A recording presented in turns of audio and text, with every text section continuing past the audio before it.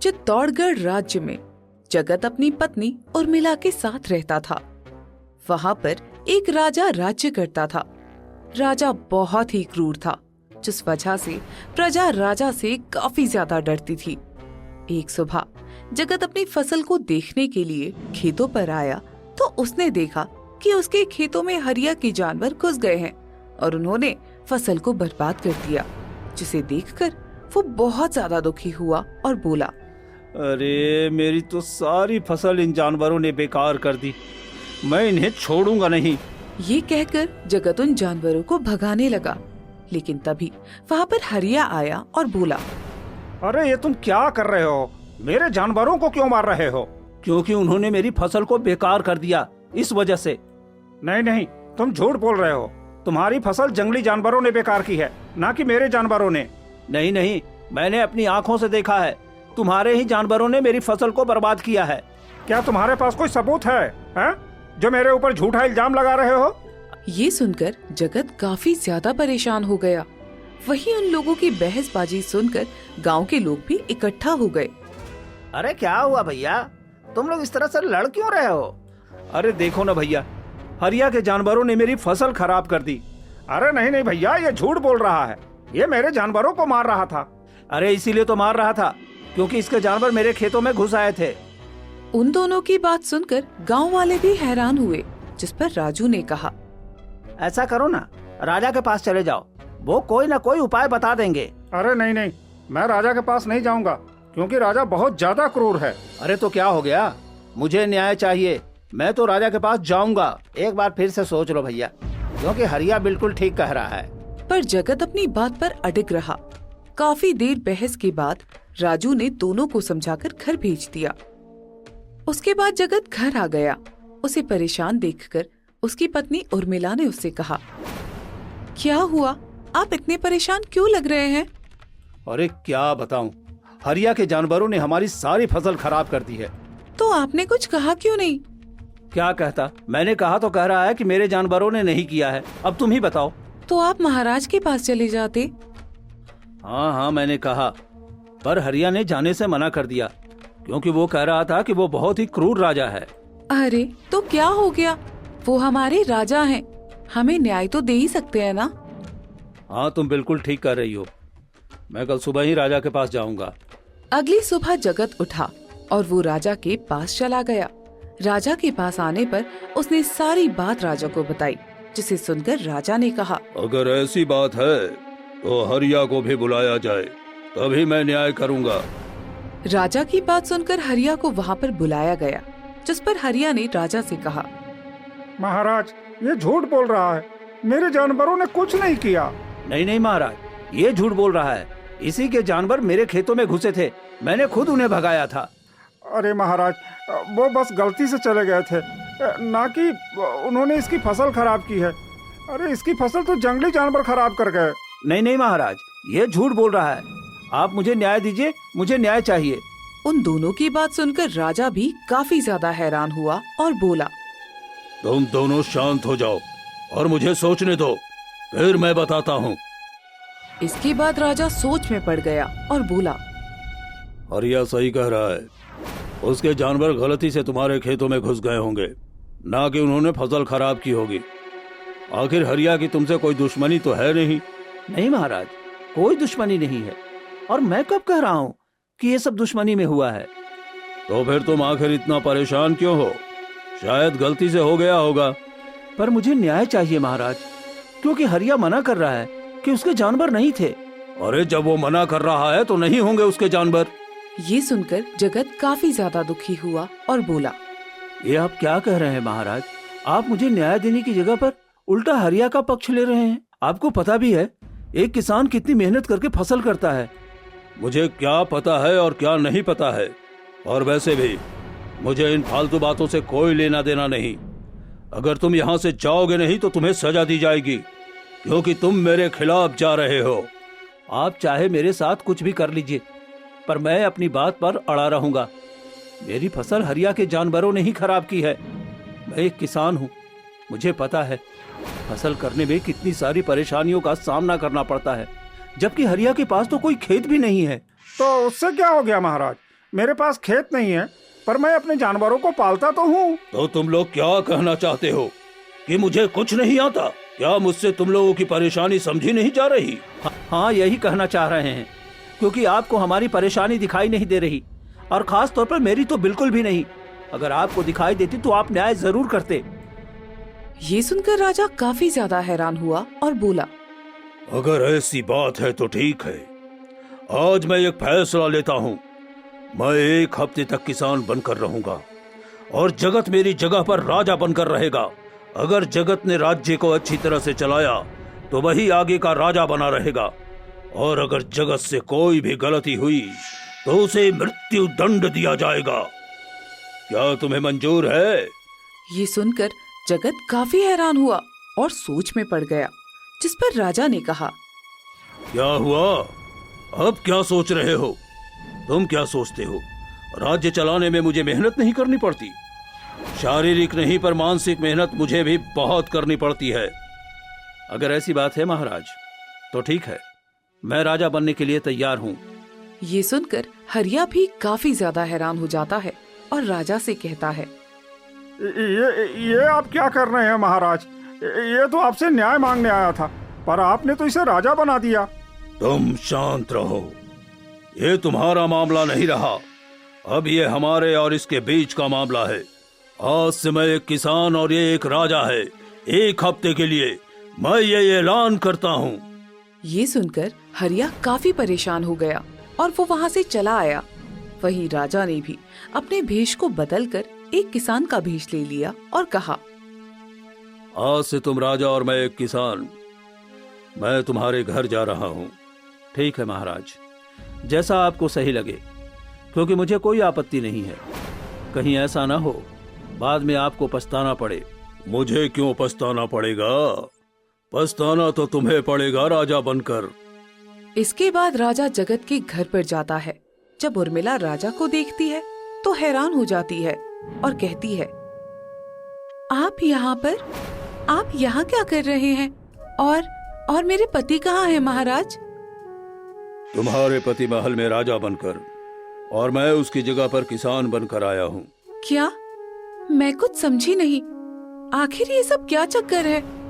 इसके बाद राजा ने उर्मिला को सारी बात बताई, जिसे सुनकर उर्मिला ने कहा, अगर ऐसी बात है तो मैं अपने पति के साथ रहूंगी, क्योंकि मैं पराये मर्द के साथ नहीं रह सकती हूँ। ठीक है, जैसी तुम्हारी इच्छा। इसके बाद उर्मिला भी महल आ गई और अब जगत और उर्मिला राजा रानी बनकर महल में रहने लगे। अगली सुबह राजा उठा और अपने आप से बोला, ऐसा करता हूँ, पहले खेतों पर जाकर फसल कर लेता हूँ। देखता हूँ फसल करने में कितनी मेहनत लगती है। ये कहकर वो खेतों पर आ गया। जब उसने लंबे चौड़े खेत देखे तो वो थोड़ा हैरान हो गया। अरे, इतना लंबा चौड़ा खेत अकेले मैं कैसे जोत पाऊंगा? हे भगवान, ये मैंने क्या किया? ये कहकर राजा थोड़ा परेशान हुआ और फिर अपने आप से बोला, नहीं, मैं इस तरह हार नहीं मान सकता। मैं क्षत्रिय हूँ।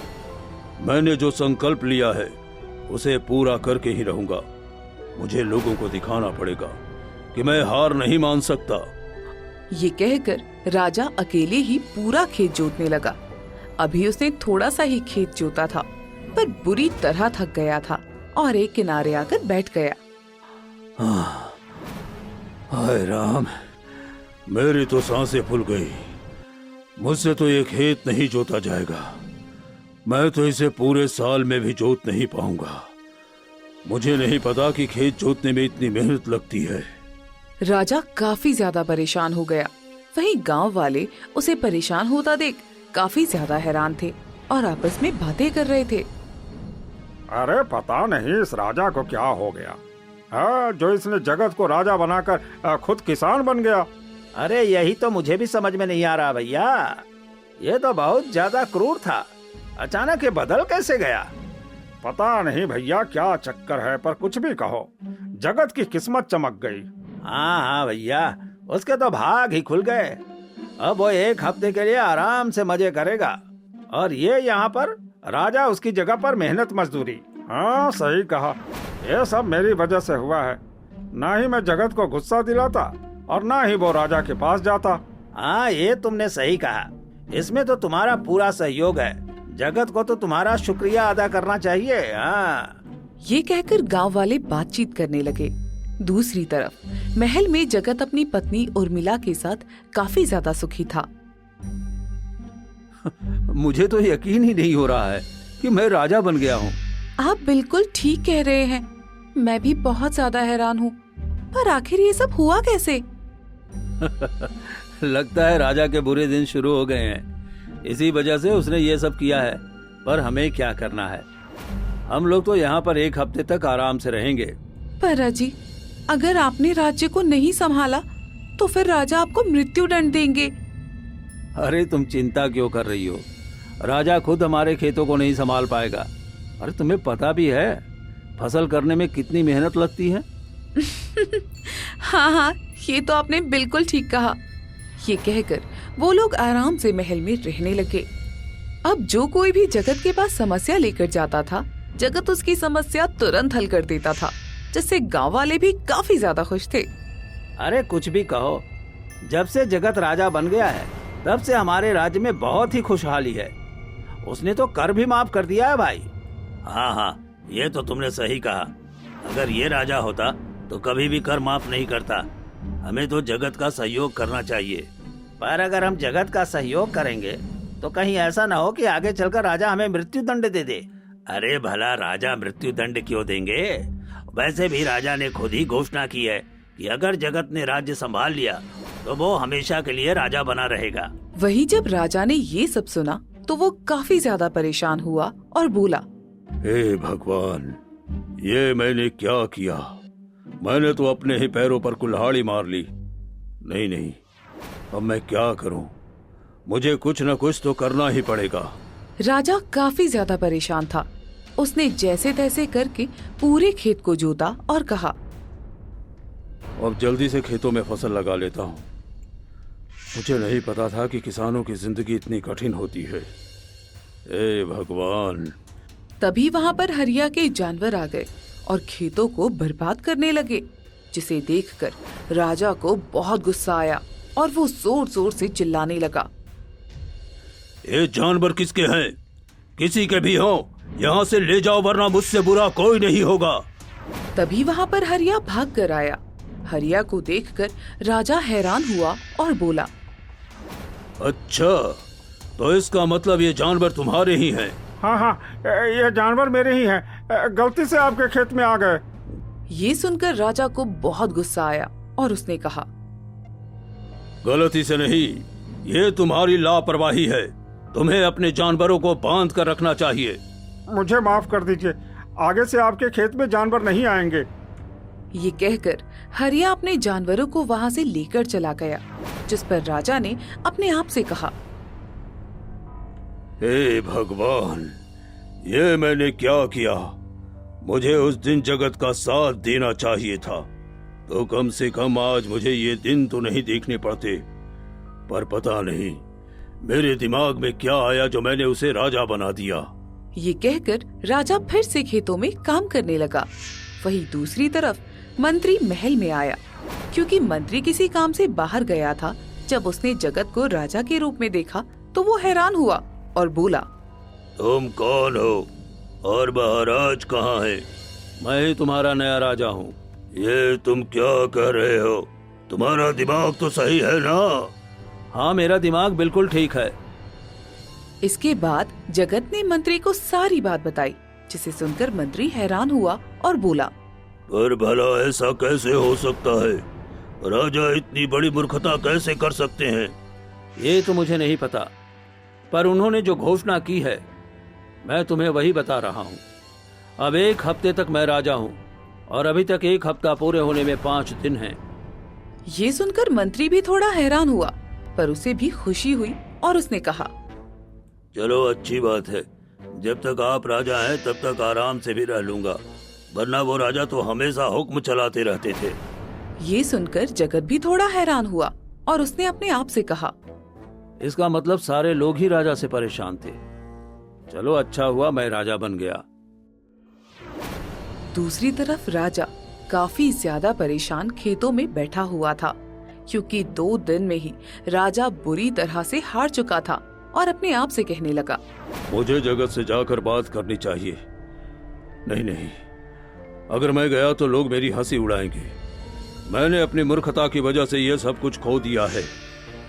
अब 1 हफ्ते तक मुझे ये सब झेलना ही पड़ेगा। तभी वहाँ पर मंत्री आया और बोला, अरे महाराज, आप ये सब क्या कर रहे हैं और ये मैं क्या सुन रहा हूँ? आपने ये क्या किया? अब मैं तुम्हें क्या बताऊं मंत्री, शायद मेरा नसीब खराब या फिर कुछ भी समझ लो तुम। पर महाराज, आपने इतनी बड़ी मूर्खता कैसे कर दी? कम से कम मेरे आने का इंतजार तो किया होता। मुझे पता है मैंने मूर्खता की है, तुम्हें मुझे बताने की जरूरत नहीं है। पर अब इस समस्या का हल ढूंढो, क्योंकि मुझे कैसे भी करके इस जगत को राजगद्दी से हटाना है। पर महाराज, आपने घोषणा की है, आप कुछ नहीं कर सकते। ये सुनकर राजा भी थोड़ा परेशान हुआ और बोला, तो तुम यहाँ क्या करने आए हो? मैं तो बस देखने आया हूँ आप क्या कर रहे हो, क्योंकि नए राजा ने आदेश दिया है कि आप उनके खेतों में अच्छी तरह काम तो कर रहे हो ना। ये सुनकर राजा को बहुत गुस्सा आया और बोला, तो देख लिया ना, अब जाओ यहाँ से, वरना मुझसे बुरा कोई नहीं होगा। ये सुनकर मंत्री थोड़ा घबरा गया और वहाँ से चला गया, जिस पर राजा ने कहा, हे भगवान, ये मैंने क्या किया? धीरे धीरे समय गुजर रहा था। वहीं गांव वाले काफी ज्यादा खुश थे और राजू ने गोपाल से कहा, भैया, अब कुछ ही दिनों में 1 हफ्ता हो जाएगा, बस 2 दिन बाकी है। मैं ये चाहता हूँ कि जगत राजा बना रहे। ये तुम क्या कह रहे हो राजू? तुम्हें पता भी है ना? हाँ हाँ, मुझे पता है, क्योंकि अगर पुराना राजा फिर से राजा बन गया ना, तो वो हम पर फिर से अत्याचार करेगा। कह तो तुम सही रहे हो, पर इसके लिए हमें एकजुट होना पड़ेगा, तभी हम कुछ कर सकते हैं। हाँ हाँ, क्यों नहीं, हम गांव वालों से बात करेंगे। वहीं दूसरी तरफ जब हरिया को ये सब पता लगा तो उसने अपने आप से कहा, मैं जगत को कभी भी राजा नहीं बनने दूंगा, चाहे कुछ भी हो जाए। मुझे ये बात राजा को बतानी पड़ेगी। ये कहकर हरिया राजा के पास आया और बोला, महाराज, मुझे आपसे कुछ बात करनी है। क्या हुआ? तुम यहाँ क्या करने आए हो? गांव वाले आपके खिलाफ जा रहे हैं महाराज। क्या? मैं कुछ समझा नहीं, किस तरह मेरे खिलाफ जा रहे हैं? इसके बाद हरिया ने राजा को सारी बात बताई, जिसे सुनकर राजा भी काफी परेशान हुआ और बोला, ये क्या तुम बकवास कर रहे हो? अगर तुम्हारी बात झूठ निकली तो मैं तुम्हें मृत्यु दंड दूंगा। नहीं नहीं महाराज, मैं ठीक कह रहा हूँ। इसके बाद हरिया वहाँ से चला गया, जिस पर राजा ने कहा, मुझे नहीं पता था कि गांव वाले मेरे खिलाफ हो जाएंगे, पर आखिर ऐसा क्यों? क्या मैं सच में अपने राज्य की परवाह नहीं करता था? ये कहकर राजा सोच विचार में डूब गया। 2 दिन बाद राजा महल आया और उसने जगत से कहा, 1 हफ्ता पूरा हो गया है जगत, और जैसा कि मैंने कहा था, अगर तुमने राज्य को नहीं संभाल पाए तो तुम्हें मृत्यु दंड मिलेगा। हाँ हाँ, मुझे याद है महाराज, पर मैंने राज्य को अच्छी तरह से संभाल लिया है। हाँ, मुझे दिख रहा है, और वैसे भी मैं हार मानता हूँ। किसानों को बहुत ज्यादा मेहनत करनी पड़ती है, ये मुझे पता लग गया। ये सुनकर जगत बहुत खुश हुआ और बोला, ये तो बहुत अच्छी बात है। तो अब आप बताइए, आप क्या चाहते हैं? तभी वहाँ पर गांव वाले आए और बोले, नहीं नहीं जगत, अब तुम राजा के पद से नहीं हटोगे, क्योंकि हम तुम्हें ही राजा चुनते हैं। ये आप सब लोग क्या कह रहे हैं? नहीं नहीं, 1 हफ्ता पूरा हुआ, अब पुराने राजा ही यहाँ पर बैठेंगे। अरे नहीं नहीं, हमें तुम्हारे जैसा ही राजा चाहिए, क्योंकि तुम हमारे बारे में बहुत सोचते हो, जो ये राजा नहीं सोचता। राजा ने जब ये सुना तो वो भी थोड़ा परेशान हुआ और बोला, क्या तुम लोग सच में चाहते हो कि मैं राजा ना बनूं? हाँ हाँ, हम यही चाहते हैं कि आप राजा ना बने। ये सुनकर जगत और उर्मिला थोड़े हैरान हो गए, जिस पर राजा ने कहा, तो फिर ठीक है, आज से जगत ही इस राज्य का राजा है। ये सुनकर जगत और मंत्री काफी हैरान हुए और जगत ने कहा, ये आप क्या कह रहे हैं महाराज? ये भला कैसे हो सकता है? क्योंकि तुम जीत गए हो जगत। इस वजह से तुमने राज्य को अच्छी तरह से संभाल लिया है और मैंने घोषणा की थी कि अगर तुमने राज्य को अच्छी तरह से संभाला तो तुम ही राजा बनोगे। ये सुनकर जगत ने हैरानी में बोला, पर वो सब तो आपने बस ऐसे ही कह दिया था। मैं मानता हूँ मैंने अपनी मूर्खता में ये सब कहा था, पर शायद यही भगवान को भी मंजूर था, क्योंकि मैंने अपनी प्रजा को कभी भी प्यार नहीं दिया जो तुमने उन्हें दिया है। ये सुनकर जगत भी थोड़ा परेशान हो जाता है और वो राजा से कहता है, ये तो आप बिल्कुल ठीक कह रहे हैं महाराज। आपने कभी भी हमारी परेशानियों को नहीं समझा, ना ही हमें समझा। हाँ, और शायद इसी की सजा मुझे मिली है। अब मैं चाहता हूँ कि तुम राजा बनकर मेरी प्रजा का ध्यान रखो। ये सुनकर जगत काफी खुश होता है और बोलता है, जैसा आप चाहें मैं वैसा ही करूँगा। पर फिर आप कहाँ जाएंगे? अरे तुम मेरी चिंता मत करो, मैं तो किसान बनकर ही खुश हूँ, क्योंकि एक हफ्ते में मैं सीख गया कि किसान बनना आसान नहीं है। ये सुनकर जगत काफी खुश हुआ। तभी वहाँ पर हरिया आया और बोला, मुझे मंजूर नहीं है कि जगत राजा बने। तुम कौन होते हो ये फैसला लेने वाले?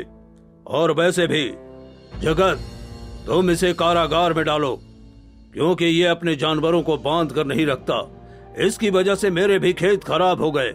ये सुनकर हरिया काफी परेशान हुआ और बोला, अरे नहीं, मुझसे भूल हो गई, मुझे माफ करो, मैं यहाँ से जाता हूँ। ये कहकर हरिया वहाँ से भाग गया, जिस पर सभी लोग हंसने लगे और अब जगत और उर्मिला काफी खुश थे।